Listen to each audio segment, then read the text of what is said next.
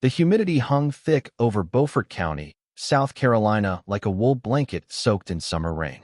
Army veteran Michael Stone wiped grease from his hands with a shop rag that had seen better decades, watching the afternoon thunderclouds build over the pine forest that surrounded Palmetto Auto Repair. 6 months since he'd drifted into this backwater town, looking for the kind of quiet work that didn't require explanations about the 8 years he'd spent in Army Special Operations. The garage suited him: honest labor, simple problems with mechanical solutions, and customers who paid in cash and minded their own business. Mike had learned to appreciate places where people didn't ask too many questions about a man's past. After 3 tours in Iraq and 2 in Afghanistan, working on rusted pickup trucks and ancient farm equipment felt like therapy compared to dismantling improvised explosive devices and hunting insurgent bomb makers through Baghdad neighborhoods. If you believe that some battles are fought in small towns by quiet heroes who never ask for recognition, hit that like button and subscribe for more untold stories of veterans who continue serving their communities in unexpected ways. The bell above the garage door chimed as his neighbor pulled up in a faded blue Chevy that sounded like it was running on 3 cylinders and determination. Frank Morrison, 68 years old, Navy veteran of Vietnam who'd moved to South Carolina after his wife died to live out his pension years in peace. Frank had become Mike's closest friend over the past months, the kind of steady companionship that developed between veterans who understood each other without needing to share war stories. "Mike, you got time to look at this beast?" Frank called out, patting the Chevy's hood with affection. "She's making noises that ain't in any manual I ever read." Mike smiled and walked over, popping the hood to peer at an engine bay that looked like it had been maintained with hope and duct tape. "Frank, this thing's held together by good intentions and Confederate stubbornness. When's the last time you changed the oil?" "Changed it last month," Frank protested. "Course, that was with oil I bought 3 years ago, but oil don't go bad, right?" "Oil absolutely goes bad," Mike laughed, checking the dipstick. "But we can work with this. Leave her here overnight. I'll get her running smooth by tomorrow afternoon." Frank nodded gratefully and shouldered his worn duffel bag. "Appreciate it, Mike.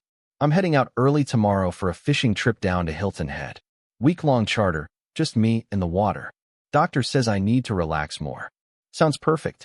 Catch something worth bragging about." "Always do," Frank grinned. "Even when I don't." That was Tuesday. By the following Monday, Mike started wondering why Frank hadn't come back for his truck. The Chevy sat in the garage bay where Mike had left it after replacing the oil, fixing a loose belt, and addressing 3 other problems Frank probably didn't know he had. Mike had called Frank's cell phone twice over the weekend, getting voicemail both times. Not unusual for a fishing trip where cell coverage was spotty, but Frank was the type who checked in regularly out of old military courtesy. Monday afternoon, Mike walked across the dirt road to Frank's small house, a modest ranch-style place that Frank kept neat as a Navy ship. The front door was unlocked, which wasn't unusual in rural South Carolina, but something felt wrong immediately. Mike's military training kicked in as he entered the house. Frank's duffel bag sat by the front door, still packed. His fishing gear remained in the hall closet. The refrigerator contained a week's worth of groceries that Frank had bought for his return. Most telling, Frank's medications were lined up on the kitchen counter, prescriptions for blood pressure and diabetes that no veteran would leave behind for a week-long trip. Mike checked Frank's bedroom and found clothes laid out on the bed, as if Frank had been planning to pack, but never got the chance. His truck keys hung on the kitchen hook where he always left them. His wallet sat on the dresser, credit cards and cash untouched. Frank Morrison hadn't gone on any fishing trip. Something had happened to him.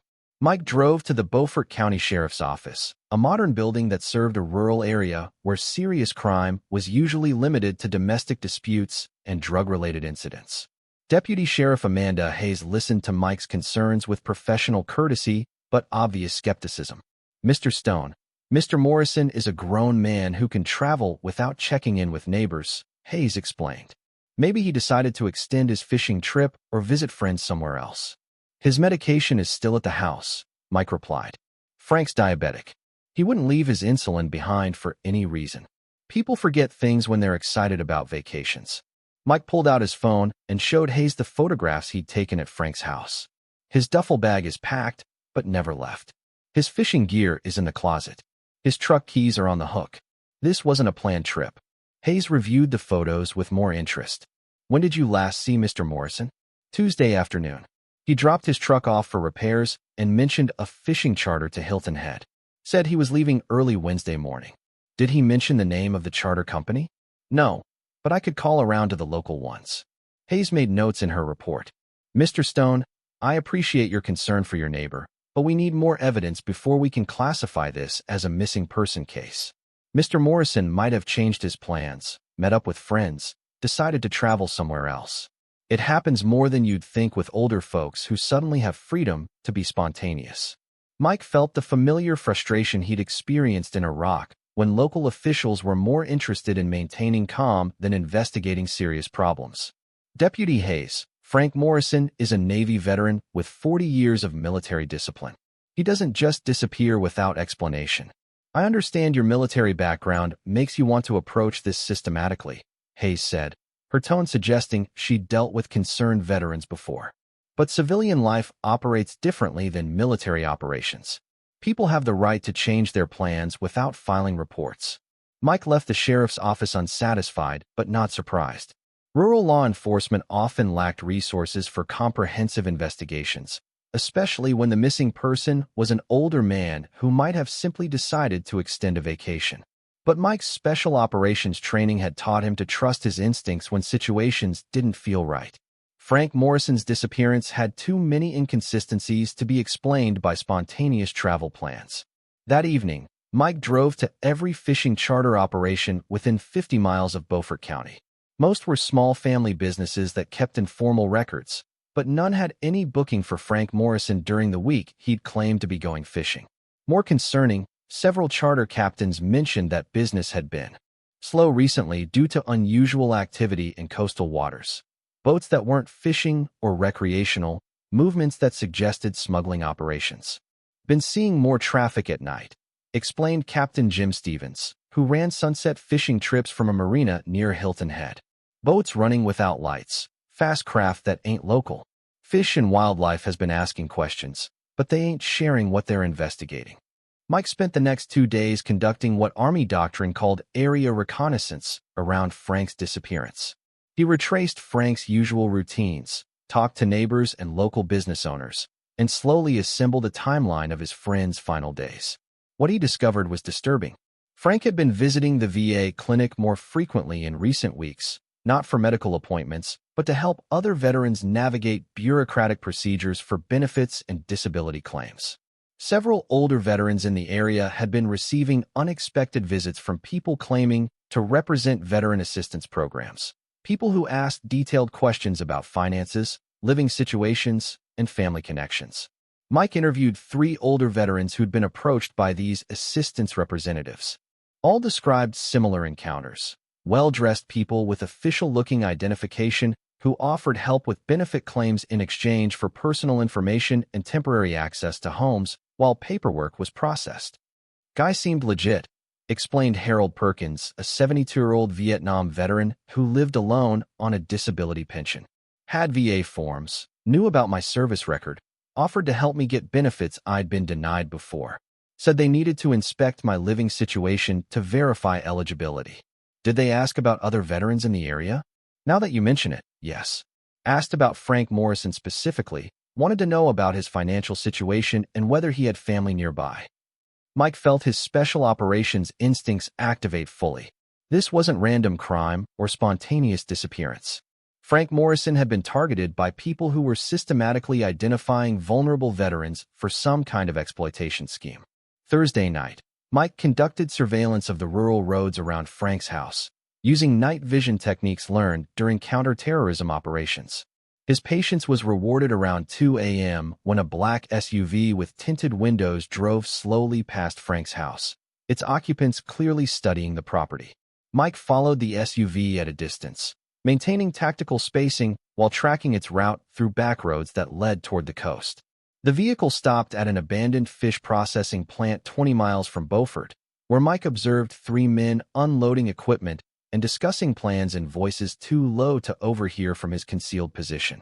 Using telephoto photography, Mike documented the men's faces, license plates, and the equipment they were handling.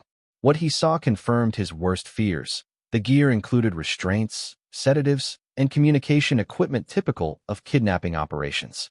Frank Morrison hadn't gone fishing. He'd been abducted by people who targeted isolated veterans for reasons Mike was beginning to understand. The abandoned fish processing plant was their operational base, and Mike was looking at the people responsible for his friend's disappearance. Military training had taught Mike that successful operations required comprehensive intelligence before taking action. He'd identified the enemy and their base of operations. Now he needed to understand their full scheme before implementing what Special Operations Doctrine called direct action to rescue Frank and neutralize the threat. Mike Stone, United States Army Special Operations, was about to launch an unauthorized mission in the pine forests of South Carolina. The enemy had made a fatal mistake when they targeted his friend. The mission was personal now. Mike spent Friday conducting detailed reconnaissance of the abandoned fish processing plant, using skills learned during urban warfare operations in Iraq. The facility sat on 30 acres of marshy coastland, accessible by a single dirt road that wound through pine forests thick enough to provide concealment for approach and egress. 3 buildings comprised the complex: the main processing facility, a smaller office structure, and a warehouse that showed recent activity despite the plant's official closure 5 years earlier. The operation was more sophisticated than Mike had initially assessed. Security cameras covered the main approaches, motion sensors were positioned along the perimeter, and at least 6 personnel maintained rotating watches throughout the day. This wasn't a casual kidnapping scheme. It was a professional criminal enterprise with military-style operational security. From his concealed observation post in the tree line, Mike documented the facility's daily routine using telephoto photography and tactical patience learned during special operations. Personnel arrived in shifts, suggesting 24-hour operations. Delivery trucks visited twice daily, bringing supplies and removing packages that were too distant to identify clearly. Most concerning, Mike observed what appeared to be elderly individuals being escorted between buildings, people who moved with the careful gait of older veterans and showed signs of physical distress. Frank Morrison was somewhere in that facility, along with other victims who'd been targeted for whatever scheme these criminals were operating. Saturday night, Mike implemented what Special Operations Doctrine called a close target reconnaissance mission. Using night vision equipment and infiltration techniques learned during counterterrorism operations, he penetrated the facility's outer perimeter to gather intelligence on interior activities.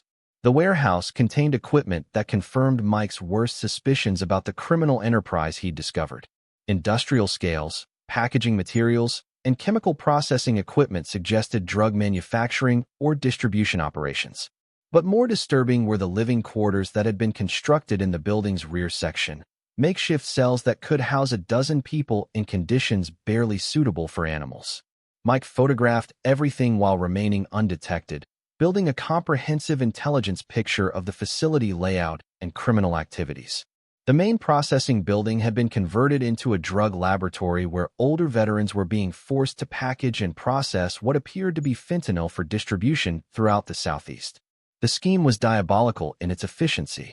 The criminals targeted isolated veterans who had minimal family connections and limited social support networks. After kidnapping, the victims were forced to work in the drug operation under threat of violence, their military backgrounds providing perfect cover for transportation activities. Who would suspect elderly veterans of smuggling narcotics? Through a warehouse window, Mike finally spotted Frank Morrison. His friend sat at a table with 3 other elderly men, all wearing the haunted expressions of people who'd been broken by captivity and coercion. Frank appeared physically unharmed but emotionally devastated, his usual military bearing replaced by the defeated posture of someone who'd lost hope of rescue. Mike felt the cold anger that had sustained him through the most dangerous operations in Afghanistan. Frank Morrison was a decorated Navy veteran who'd served his country with honor for 20 years, only to be exploited by criminals who viewed elderly veterans as disposable assets for their drug trafficking enterprise. The reconnaissance mission provided Mike with comprehensive intelligence about the criminal operation, but it also revealed the complexity of any rescue attempt. 6 armed guards maintained security. The facility was isolated from potential law enforcement response, and the victims were being held in conditions that made immediate extraction extremely dangerous. Mike withdrew from the facility before dawn and returned to his garage to plan what military doctrine called a multi-phase direct action operation.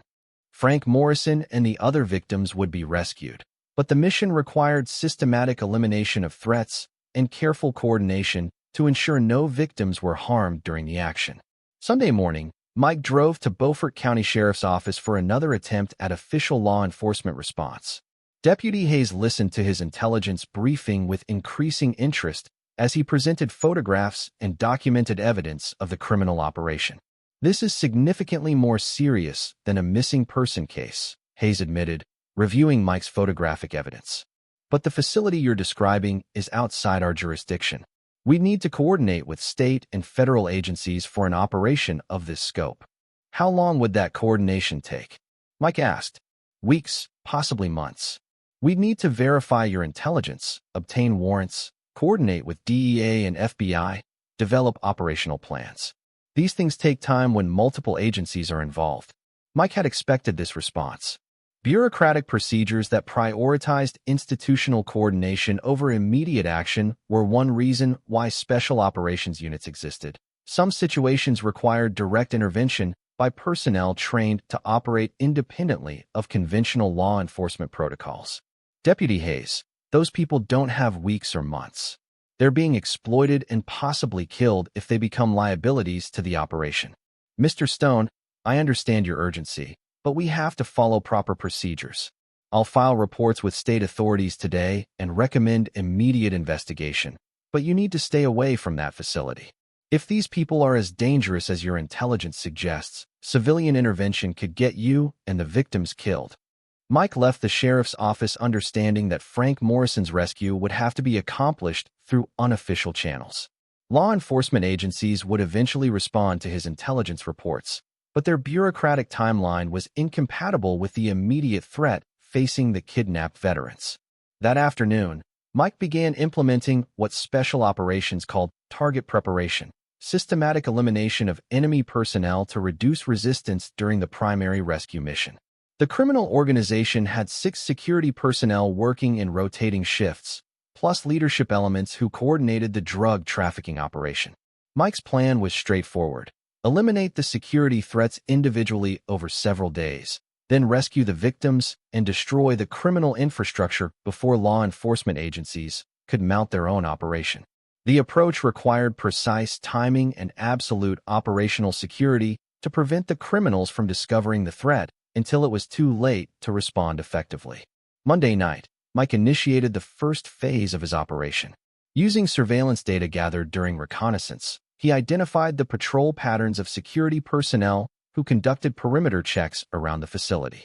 The guards were armed but poorly trained, relying on isolation and intimidation rather than professional security procedures to protect their operation. At 2 a.m., Mike intercepted one guard during a routine patrol along the facility's eastern perimeter. Using hand-to-hand combat techniques learned during special operations training, he neutralized the threat silently and permanently. The guard's body was concealed in dense undergrowth where it wouldn't be discovered until the entire operation was completed. Tuesday night, Mike eliminated a second security threat using similar tactics. The criminal organization's operational security was inadequate to detect systematic attrition of their personnel, especially when the eliminations were conducted with special operations precision and timing. By Wednesday, the remaining security personnel were showing signs of nervousness about their missing colleagues, but they attributed the disappearances to personnel problems rather than hostile action. Mike had successfully reduced the threat level while maintaining tactical surprise for the primary rescue mission. Wednesday afternoon, Mike received a phone call that changed the operational timeline dramatically. "Mr. Stone, this is Special Agent Rebecca Chun, FBI. We need to talk immediately about intelligence you provided to local law enforcement regarding criminal activities in Beaufort County." Mike agreed to meet Agent Chun at a coffee shop in downtown Beaufort, curious about federal interest in his intelligence reports but concerned about potential interference with his rescue mission. Agent Chun was a compact Asian-American woman in her 30s with the professional bearing of someone accustomed to complex investigations.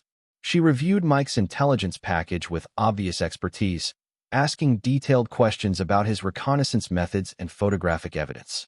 "This intelligence is extremely valuable," Chin told him. "We've been tracking fentanyl distribution networks throughout the Southeast, and your discovery connects several cases we've been investigating independently. Agent Chun, there are kidnapped veterans being held at that facility right now.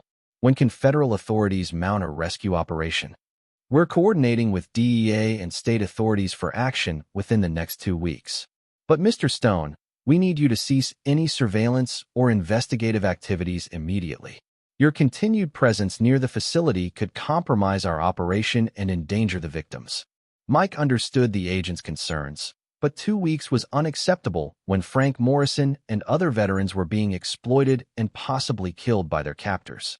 He provided Agent Chun with all his intelligence materials while concealing his plans for immediate action. "I understand the federal timeline," Mike told her. "I'll stay away from the facility and let professional law enforcement handle the situation." After the meeting, Mike returned to his garage and finalized preparations for the rescue mission that would occur Thursday night, regardless of federal coordination requirements. Frank Morrison had been held captive for over a week, and Mike's infiltration had revealed that the criminals were discussing disposal of older victims who were becoming liabilities to their operation. Military training had taught Mike that some missions couldn't wait for official authorization. Sometimes soldiers had to act independently to protect innocent lives, accepting personal risk to accomplish objectives that bureaucratic procedures couldn't address quickly enough. Thursday evening, Mike loaded his equipment and prepared for the direct action phase of his unauthorized operation. For security threats remained at the facility, plus leadership elements who would be eliminated during the rescue mission. Frank Morrison and the other victims would be extracted, the criminal infrastructure would be destroyed, and justice would be delivered with special operations precision. The mission was entering its final phase, and Mike Stone was ready to remind some very dangerous people why kidnapping American veterans was a fatal mistake. Thursday night arrived with the kind of darkness that special operations preferred: overcast skies, no moon, and weather conditions that would mask movement and muffle sound. Mike approached the fish processing facility carrying equipment that would have been familiar to his Army unit: tactical knife, suppressed pistol, breaching charges, and medical supplies for treating victims who might need immediate care. The facility's reduced security made infiltration easier than Mike had anticipated. With 2 guards already eliminated, the remaining personnel were stretched thin across a perimeter designed for 6-person coverage. Mike penetrated the outer fence line using wire cutters and moved through the pine forest with the silent efficiency that had made him effective during nighttime raids in Afghanistan. His primary objective was the warehouse where Frank Morrison and the other kidnapped veterans were being held. Secondary objectives included eliminating the remaining security threats and gathering evidence that would ensure federal prosecution of any surviving criminals. But Mike's immediate focus was on reaching his friend before the criminal organization realized they were under attack. The warehouse's rear entrance was secured by a single guard who was more interested in his phone than perimeter security. Mike approached from the building's blind spot and neutralized the threat with quick, silent efficiency learned during counterterrorism operations. The guard's weapon and communication equipment were secured before Mike entered the building. Inside, the warehouse was divided into the drug processing area and the makeshift prison where victims were housed.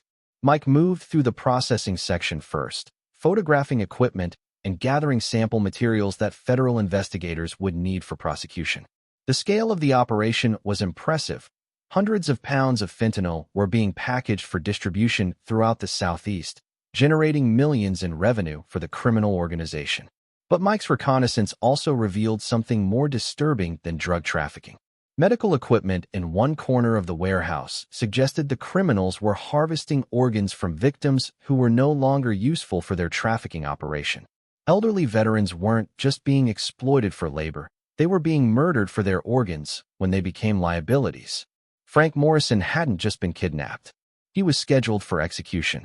Mike located the prison area in the warehouse's rear section, where he found Frank and 4 other elderly veterans locked in cells that were little more than cages. His friend looked up when Mike appeared, his face showing a mixture of relief and disbelief that rescue had finally arrived. "Mike, how did you find this place?"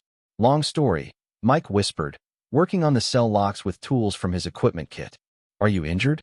Can you move quickly? I'm okay, but Harold's in bad shape. They've been using him for medical experiments. Mike checked the other victims, finding Harold Perkins unconscious and showing signs of surgical procedures that confirmed the organ harvesting operation. 2 other veterans were physically capable of movement, but the fourth showed symptoms of drug poisoning that would require immediate medical attention. Frank, listen carefully. We're leaving now, but we have to move fast and quiet. These people have killed other veterans, and they'll kill us if they realize what's happening. Mike distributed the victims among 2 vehicles he'd positioned outside the warehouse, ensuring that Frank could drive one while Mike handled tactical responsibilities in the other. Harold Perkins required immediate hospitalization, but the other victims could be moved to safety before federal authorities arrived. But as Mike prepared to evacuate the victims, he heard voices approaching the warehouse, the remaining security personnel conducting their next scheduled check. The rescue mission was about to become a combat operation. Mike positioned Frank and the mobile victims behind cover while he prepared to engage the incoming threats. 2 guards entered the warehouse through the main entrance, their flashlights immediately revealing the empty cells and missing prisoners. "Base, we have a situation," one guard called into his radio. "All prisoners are gone. Pedro's not responding to calls." Mike eliminated both guards before they could provide detailed reports to their leadership, but he knew the facility's command element would investigate when their personnel failed to check in on schedule. The rescue mission had perhaps 10 minutes before the entire criminal organization realized they were under attack. Moving quickly, Mike loaded the victims into the vehicles and began evacuation procedures. But instead of leaving immediately, he implemented the final phase of his mission: systematic destruction of the criminal infrastructure and elimination of the leadership elements responsible for targeting American veterans. Mike had studied the facility's personnel structure during his reconnaissance, identifying the 3 men who commanded the trafficking operation. They worked from the office building, coordinating drug distribution and managing the victim exploitation scheme that had cost Frank Morrison a week of his life and several other veterans their lives entirely. Using explosive charges positioned during his earlier infiltration, Mike destroyed the drug processing equipment and laboratory facilities, ensuring that months of criminal investment were eliminated in minutes. The explosions would draw the leadership to investigate, providing him with opportunities to complete his mission against the people responsible for the trafficking operation. The first explosion brought 2 of the criminal leaders running from the office building, exactly as Mike had anticipated. He eliminated both threats with precision shots from a concealed position, then moved toward the office to engage the final target. The facility's commander was a man named Carlos Mendez, not the garage supervisor who shared that name, but a former cartel operative who'd established the veteran trafficking scheme as a new revenue source for Mexican drug organizations.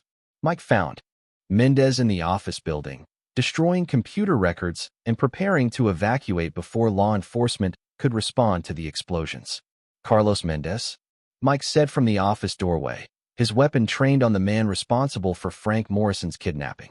Mendez turned slowly, his hands moving carefully away from the pistol on his desk. "You're the mechanic. Morrison's friend. Army Special Operations. And you made a mistake when you targeted American veterans for your trafficking operation. This is just business. Old men who nobody misses, making money for people who know how to use it properly." Mike's expression remained calm, but his voice carried the cold precision of someone who'd eliminated many threats to innocent people. Frank Morrison served his country for 20 years. Harold Perkins fought in Vietnam. They didn't survive war zones to be murdered by criminals who think veterans are disposable. "What do you want? Money? Partnership? I can make you rich if you walk away from this." "I want you to understand something before you die," Mike replied. "Veterans don't abandon each other. When you target one of us, you target all of us." Mike eliminated the final threat with a single shot, then spent 10 minutes gathering computer records and financial documents that would help federal investigators dismantle the larger trafficking network. The evidence would ensure that Carlos Mendez's criminal contacts faced prosecution even though their local operation had been destroyed. By the time Mike completed evidence collection, sirens were approaching from multiple directions. His anonymous call to 911 reporting explosions and gunfire had prompted responses from local law enforcement, fire departments, and federal agencies who'd been monitoring the facility based on his intelligence reports. Mike evacuated through his planned egress route, reaching the vehicles where Frank Morrison and the other victims waited in the pine forest. Harold Perkins required immediate medical attention, but the other veterans were stable enough for transport to safety. "Mike, what happened back there?" Frank asked as they drove toward Beaufort Hospital. "Justice," Mike replied simply. "The people who kidnapped you won't be hurting anyone else. Are you going to tell the authorities what really happened?" Mike glanced at his friend in the rearview mirror. "The authorities are going to find a destroyed drug trafficking operation, dead criminals, rescued victims, and enough evidence to prosecute a major narcotics network. They'll figure out their own explanation for how it happened." Friday morning's news coverage described a successful federal operation that had dismantled a sophisticated drug trafficking network operating throughout South Carolina. FBI Special Agent Rebecca Chun held a press conference praising interagency cooperation and comprehensive investigation techniques that had led to the arrests and elimination of criminal leadership. "This operation represents months of careful investigation and coordination between federal, state, and local agencies," Chun told reporters. The trafficking network was responsible for smuggling significant quantities of fentanyl and exploiting vulnerable elderly individuals for criminal activities.